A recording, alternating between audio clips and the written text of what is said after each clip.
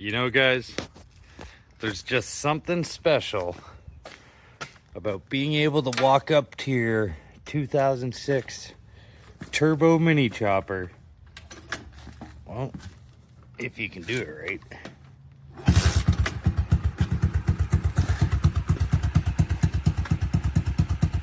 I'm just giving her a kick, you know?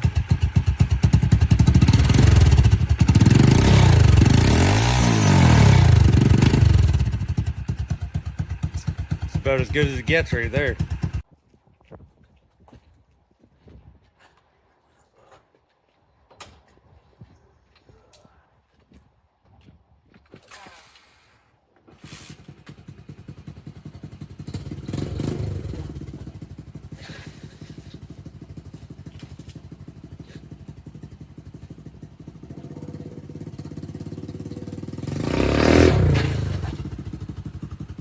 Pretty fucking quick off the line, to be honest. But it ain't running right.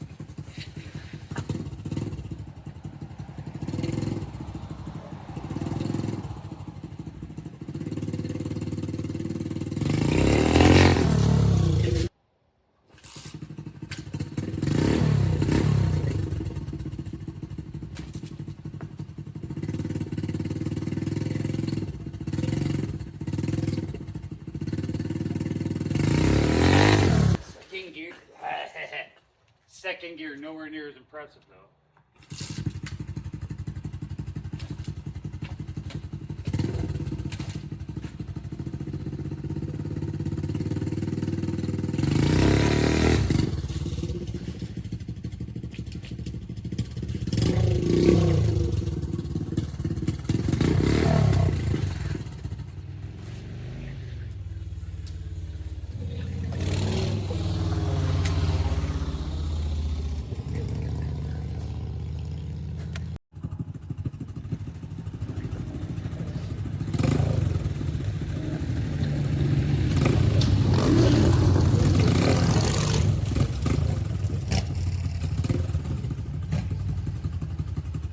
It sounds close. Good.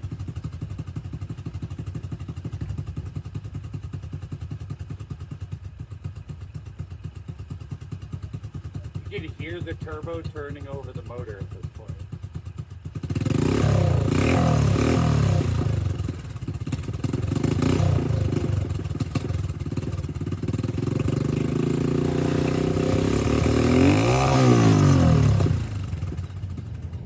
Overdid it.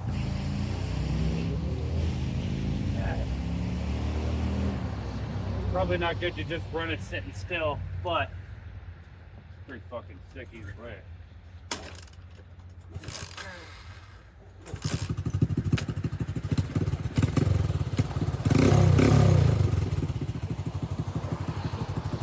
That's on the stock CDI. You guys will have seen in the video, there's a racing one underneath. Haven't tried that yet, but once I get her to actually run under boost,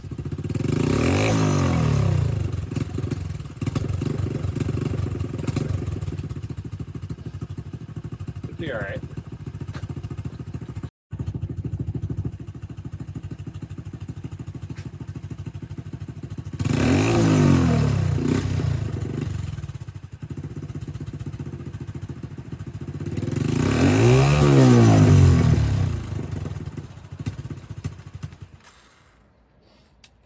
What's up, guys? Welcome back to the channel. I'm Steve the Canadian. Thank you guys for coming back. In this one, we are going to be doing, I'll say, the final episode for this bike, but it's not. It's the final one for now, and I'll fill you in on that later. But for now, let's go over how this bad boy is doing. You guys just heard she runs.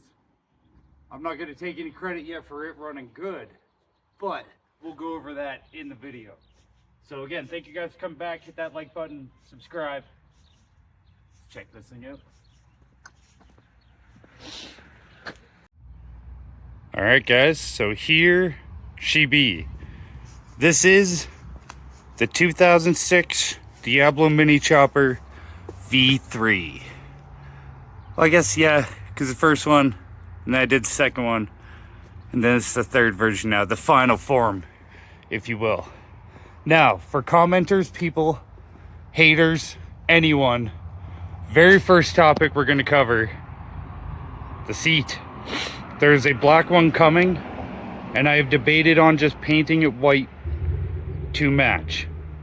I keep my brain keeps telling me to make it copper, so it's like the copper comes out in between the white, but I feel like if I can get that white to just flow, oh, you know what I mean? That would be way better.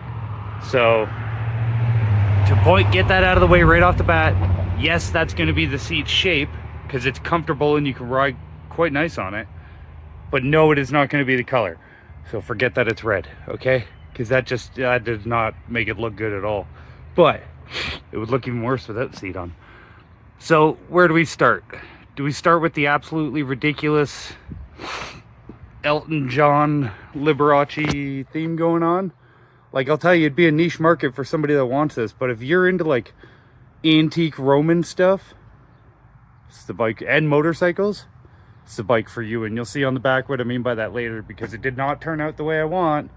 A lot of this, again, I'm starting to think I'm too picky, but we will start with the obvious. The whole reason this literal build, all this ridiculousness, sorry, I'm falling over. All this started because I wanted to throw a turbo on a 125cc mini chopper and see how it goes. So, how did it go? I'll show you some videos right now. Basically, it goes. That's about it. So to tie into that, because what I was trying to do was create, if you guys watched my other videos, progressive. Oh, I haven't even shown you guys the other side really. Just put a filter on it just to make it look nice and actually get the boosty going. So when we were here before, I'm just gonna chill out with you guys. When we were in our last video, we were discussing how we were going for progressive boost. We wanted to be able to just kind of hit it and like let it build and then let the bike take off. No, I did the exact opposite. So that system right there that you guys are looking at, I gotta wrap the front, but I gotta get more wrap. I want to get more white wrap. We don't have any in town here. So looks wise, again, guys, be easy. Some things, I'm cutting off topic for a sec, but like this shifter, it got welded while it was getting lasered, but I gotta wait for another one, right? Because if it's there.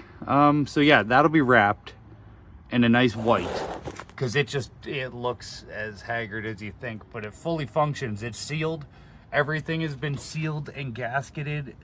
So as you can see underneath the rubber there, and underneath everything has been gasketed and rubberized, and everything's been siliconed and sealed.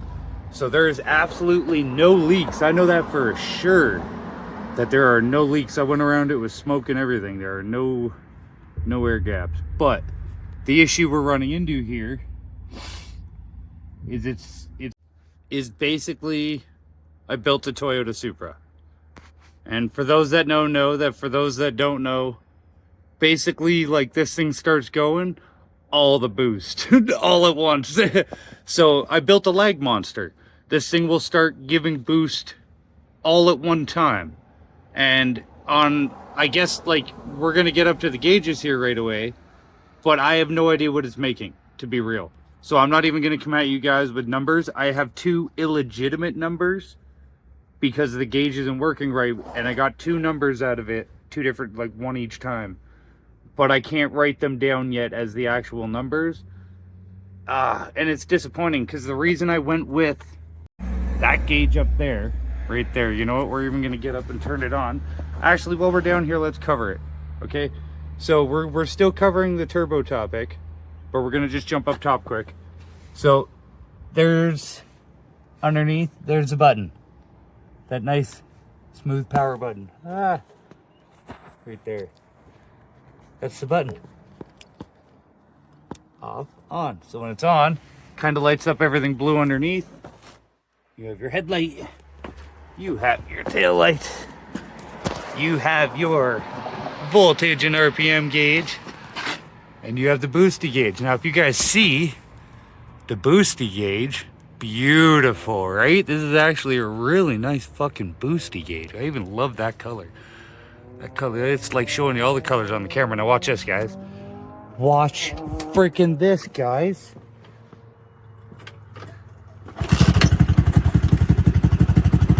See?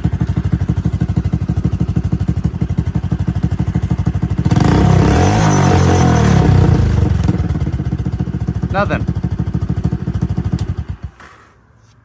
No, I don't get it. Now it stays off. Now if I hit the button, we drop down 0.1 there. Boosty. Right? Oh, doesn't that look cool? It would look cool to actually see, like it gave me a number reading one time, but not an actual. So I gotta figure that out. I wanted, real quick on the wiring, I wanted the LED ring on the outside separate from that, but this wiring harness will not allow it to hook to the key for some reason. Like just the way it draws power. So I gotta have another switch on the other side. That's okay, it'll look cool. The switch looks cool, right? At night it looks real cool. Yeah, so the two numbers I got for this machine so far are 3 PSI and 13 PSI. I know the second one sounds kind of crazy, but that's what the gauge said. And then I hit fuel cutout. So that's the problem we're having, ladies and gents. That's why I said it's not running right. And like I've already shown you the video of me doing launches with it. One of those times it actually fucking like caught. And it felt like the boost pressure, it felt like 13 PSI hitting a small motor. And that was one of the ones I backed up, and I think I said, like, I think I built a little drag bike because it actually goes. So these are no joke if they go. This works, as you guys have seen. Like, this is like maybe one of the best idling and revving, not under load turbo bike systems I've ever seen. Like, there's no worrying about over fuel pressuring or anything until you get into high gear under load. But we have a solution for that. So this hose right here that runs down, right? This one that I zip tied to the bottom. See, there's still like things that I haven't cut off yet. We'll get to this. So this fuel from the bottom, the bowl, I'm going to open that and just run it into the backside of here, so that the backside of the curve, and I'll try to tee it in here so that all air running in pulls the fuel, like it'll rush in and pull the fuel into it, so that even if it overpressures the front, it will just overpressure itself into itself and keep pumping and keep running. So I'm gonna see if that'll fix it. Even in my other videos, but I knew that was a problem, right? You have to have the boost tube to avoid flutter and stuff. And as you guys hear, there's no whir, whir. But it is building pressure. Like, it was idling when it said 3, but I don't think it's pushing 3. Like, I was revving it up, but it was under load when it said 13. But I mean, it works. Like, I know it looks haggard, guys, but once it's wrapped, it'll just look funny. It won't look haggard. But overall, nice, right? And it sounds good. This kind of sounds like you can get it to actually idle like a chopper, to the point where that you can hear the turbo scrolling over the motor running. And I know you guys can't see it on camera, but the fender, you can't even see it when I'm doing it. The fender sits there and wiggles like a Hurley. It's actually pretty cool. Pretty nice. So as for this bad boy, like, it is maybe one of the smoothest running, nicest looking turboed 125cc's I've ever seen. Everything else I see is kind of like a box or a mashup. I tried to make this look like racy, and we'll get to that point. That word actually kind of applies here in a second from what you've seen from the videos. So yeah, basically almost there. I really wanted to complete this before I move on to the next one, but I'm not perfect. No one's perfect. And especially when you're like, I could easily go get an EFI system and just make this work. But I want to make this work. I want to tune this up, get this running right. From what you guys have seen, I think I put her, I don't know where I put it in this video, but the launch videos of this thing, like, it could be something. It could be something. So as for the whole motor and everything, the turbo, we are, one last thing. So I can't remember who the fuck commented because they deleted their comment, but they were calling me an idiot for all of it. Well, guess what? I can let this thing sit here and fucking idle and rev it up and do all that, and it doesn't overheat and blow the head out and everything. But this turbo is over 2 years old and the seals were absolutely crap to begin with. So the second it saw pressure from the motor, the seals were done already. So just so you guys are aware, I'm not hiding shit from you. The oil is back, the head's back into itself. It seems to actually be doing a nice job of cooling it. Like, you can feel it heat up and then like it cools off nice. And then the turbo from now on just gets oil changes. I don't know if you can see it up in there. Where am I even? Yeah, there it is. So that hose is just connected to that hose and it's filled with oil. So the turbo gets constant oil changes, and without pressure, it's not leaking and pissing out all the time. So that's all right. But yeah, so that's basically where that's at. Now it's time to tune it in. I have a lot of adjustment on the carb still, like fuel wise and air wise. That's really the only adjustment I have, but I have lots of it. So I'm going to get to work on that because I feel like, I mean, I want to say I built a show bike, a very specific show bike, but I might have just built like a real runner in regard to like mini bikes and being quick, because these things are supposed to do 55 to 65. 65 is in like they have good power and a light rider. So if this thing will do 65, that's pretty quick up here. It's like 120, 130. So I'll do that. Or like 110, whatever. That's pretty fast for this thing. So if you can get up to that, like a little drag bike, that's a show bike. Cool. Ooh, I gotta get that off the paint. Okay, get that off the paint. That's falling apart quick. So we've gone over that. You guys see it's a runner. It's actually surprisingly an absolutely amazing runner. Like, this motor is probably about to see some test and tune abuse, but it really is a champ. And who knows, maybe one day there will be like a nice Piranha 140 in there with all that on it. We'll see how that does.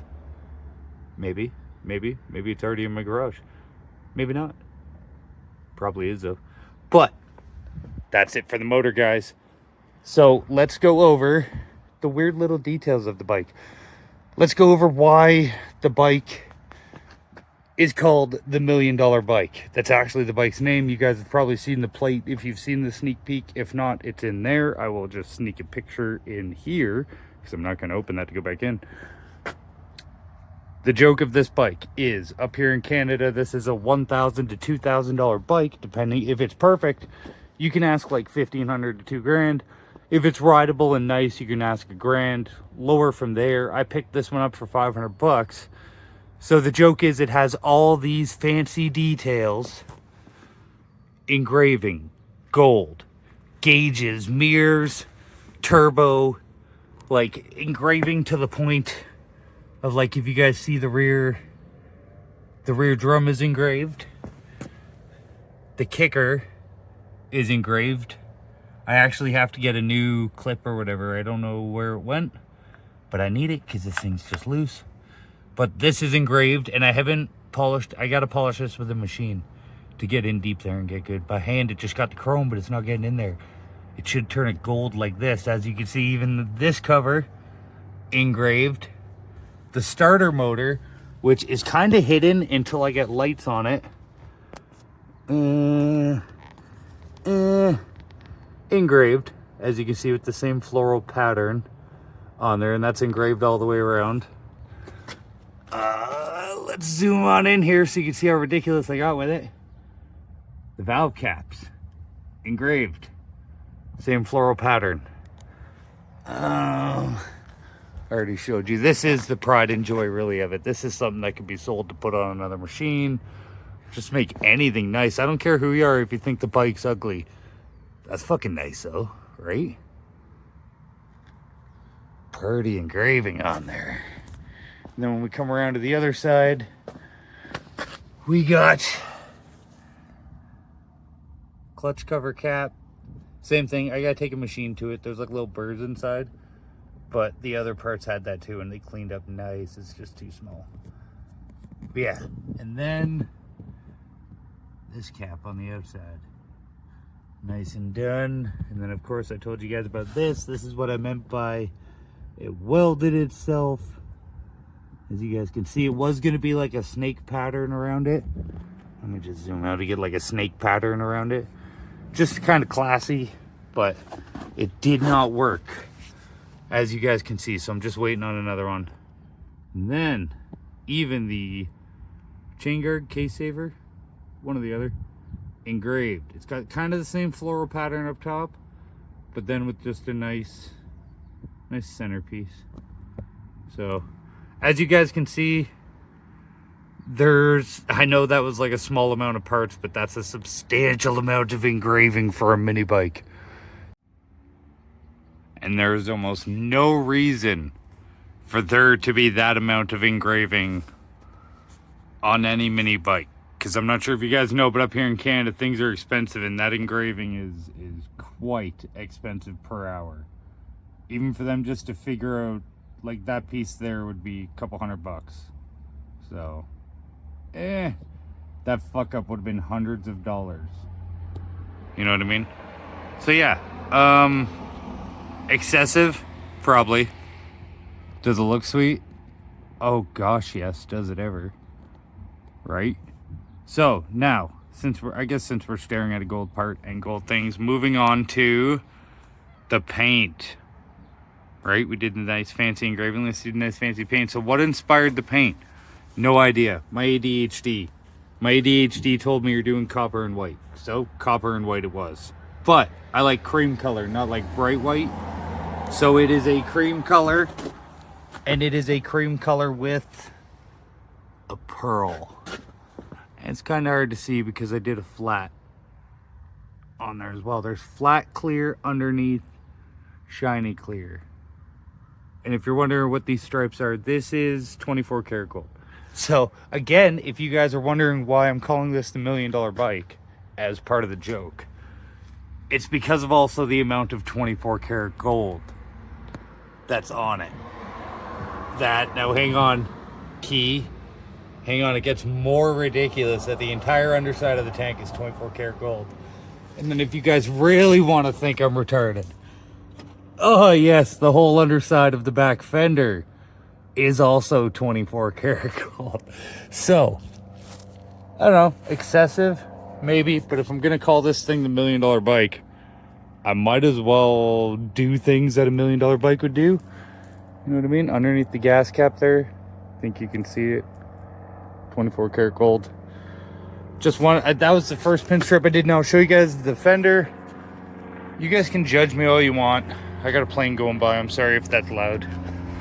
All right, so the fender, this was my first time doing gold flake, and something went wrong with the painting. But I came to find out that the gold flake sticks to recently painted paint quite well. Way more than I want it to. You know what I mean? And then it doesn't stick. You guys can see in places I wanted it to. That should just be 2 straight lines going down. It did not. In fact, the tape wherever the tape seemed to stay, it didn't want to, like the old tape, it didn't want to do it. So I tried getting like kind of the same theme going on, and then it goes up to the front, and then it cuts down in front. See, it's stuck there real bad. All that's gold flake. Everything you're seeing there is all gold flake in the paint. And then it comes back down around, and then it's 2 layers. So like, and I thought it was a cool design if it worked out. So like I just showed you, it came down over along the side, goes down underneath. Same thing on the other side, back up to a point, and then back up down into the cross, but then that was supposed to go back up into these swirls, and that's first layer up there. So I think if it all connected, it would have looked pretty good. But as is, I could pass this off as like an Art Deco Roman theme. You know what I mean? I think I could do it. I think it'd be pretty close. You could almost be like, oh, this was inspired by like late Roman era Art Deco. Somebody would believe it. No, but this was a total mess up. I might try this design again if I ever fix it, because it's pretty cool. But here, that was probably on me. I probably just didn't clean the area enough. It's getting worse. But, oh, like I was telling you guys earlier, the fender wobbles. So that's probably just taking that away. Super depressing. But what we can see here, the chrome trim, I think that actually added a lot. I think that actually set off. So you can see the shine there. Ooh, that's nice. But I actually do think that that chrome trim set off the tank and the fender 100%. Like, it looked really bland without that chrome trim. It's amazing what the chrome trim can do for a bike. Yeah, that's really it. So that, the last super fancy thing that there is to do, we'll go over this since we already just bypassed it. Like this, I didn't cut it off, but this also loosened off on the first kick. So I'm gonna have to do one on this end and one on the other end. But I really like the wrap twine look. Like when this was clean, it looked pretty good up against the bike. So I'm gonna do that again. But I'm gonna be kicking this thing over 1 billion times, so I'll wait until it's tuned before I redo that. The gauges, like I told you guys, this boost gauge, not really sure what to do with it. I don't want to get a regular one, but I might keep that one on there for show and get a regular one to put somewhere, because I want to know what kind of boost this thing's cutting out at or making when I get it running right. You hush now, bird. This gauge, the RPM gauge, I got to figure out just where the coil's underneath the seat here. I got to figure out where I ran that wire back there, so I can hook that up for the RPM. Got voltage. This Mighty Max battery is taking a beating, but I highly suggest them. They do charge back up and they're pretty good. The mirrors, these mirrors, I think were $8. Pretty nice. They feel nicer. Hear that ding? The full metal. They don't, I mean, I feel like they're probably gonna loosen off kind of fast, but they look really good. They look good on the bike. Hang on, I'll show you. See? It's actually a cool color. Nice look to them. And when you get them at the right angle, you can actually see behind you. That's not the right angle, but you can see behind you pretty good. So that's her, guys. That is, well, I mean, what? 97% that. That is 97% complete. But as you guys have seen, it's not just a show bike. I'm trying to get her to really rip too. So a lot of cool things. I'd say, oddly enough, one of my favorite things about the entire bike is the tail wag that it gets going like a Harley. It's just sitting there chopping away. And every time I look at that boost gauge turn on, it's just so beautiful, and then it doesn't work and it breaks my heart. And just in general, being able to walk out to my garage and kick over my boosted mini chopper, it's pretty fucking sick. So that's what's going to encourage me to keep going, keep this thing building up, and hopefully be the best running 125cc carbureted mini bike on the planet. Right? May not be the fastest, but it might take off pretty freaking hard and sick to look cool. And it'll look cool doing it. So, alright guys, if you've joined me since the beginning, thank you very much. I know it's only been like a month or two, but appreciate it. This is officially, and I'm counting it, because you guys are seeing me running it around driving it. I'm counting it as basically finished. Yeah. A few wiring gremlins and a diamond to drill into the center hole, and that's the last detail. But other than that, it's just putting things back together. Excuse me. And getting it tuned up to run properly. So Calling it. And another reason for that is I'm kind of sick of working on it. I don't know about you guys, but I can only stare at one thing so long. And I mean, I have hours of polishing in just the parts alone. Like from the parts that were engraved to the chrome in the front, just hours of polishing to make it look good, and I'm done with it. I'm done with wiring, I'm done with painting. I've done this thing twice in the past 3 months, and I'm done with it. I'm gonna put it away before I crash it, and I'm just gonna tweak it and tune it, and you guys are gonna see it again, because there's no way something this pretty, yeah, I'm calling it pretty, no way something this pretty is getting put away and then not run at all. So yeah, you guys stay tuned, keep up with it. It's gonna be something. It already is something, right? Let's be real. Like I said, this is like Liberace or Elton John's fucking favorite motorcycle right off the bat. But my dudes, it's not the end of the video. Why is it not the end of the video? Because if you were wondering what's next, I'm calling this one finished, because I mean the idea is totally done and it runs and drives. But need some tuning. I'm going off track. So the reason though the video's not over is because if you're wondering what's next is actually already here. And here they are. You guys have seen this one before. This is the 2006 Mini Baja, previously with a dirt bike engine in it, a 250cc. Hence, I'm not sure if you can see on camera because I'm a bit too far away and the sun's right there. I know it doesn't look sunny, but yeah. Yeah, 250cc mount. And this, you guys just, I don't know if you saw my review video and my ride of this Kekjisk bike, but what you guys are going to witness is a marriage between the two. And I know, okay? I don't want to hear it. Okay, I ruin things. I know, okay? But this was a pretty cool idea, the Baja. The only reason the Baja failed was because the motor blew. But that was fixed. But I don't want to put it back in. So what I'm going for on this one, to give you guys a rough idea, we're going with the theme, low and slow. This thing's slow, I want it low. So basically, like, what you guys see here for ride height is what I kind of want to achieve when I'm done. So yes, I know you're not going to be able to turn. We'll fucking see about that. We will see about that. So this, basically the idea will be, cut it off at the back end where it welds onto the up and down bar, and just put it into the back end of this one, and then plate off this whole front. But get rid of absolutely everything else.